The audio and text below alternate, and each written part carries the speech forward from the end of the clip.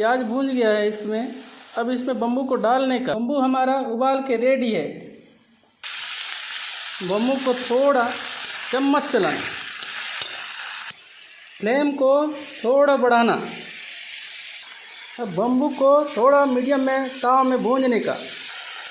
अब इसमें थोड़ा मिर्ची मिलाने का।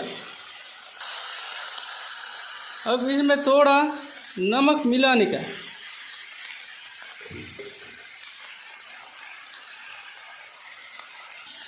अब इस टमाटर थोड़ा डालने का।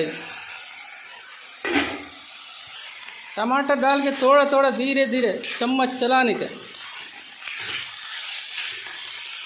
ये देखो जी, बम्बू बन के तैयार है आपके लिए। धन्यवाद।